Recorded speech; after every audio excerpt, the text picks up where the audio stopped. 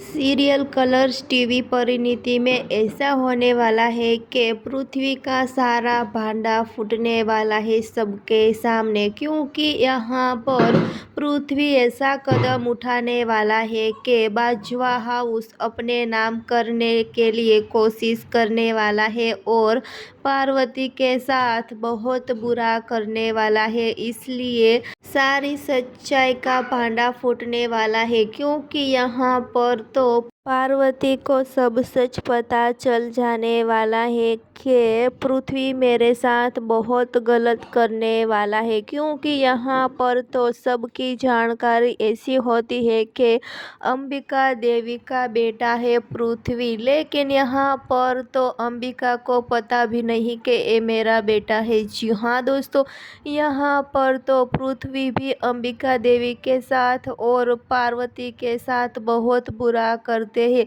यहाँ तो नीति को भी धोखा देने वाला है पृथ्वी और बाजवा हाउस अपने नाम कर लेने वाले हैं। जी हाँ दोस्तों, लेकिन दोस्तों यहाँ पर तो पार्वती ऐसा होने देने वाली नहीं, क्योंकि पार्वती भी हार नहीं मानने वाली।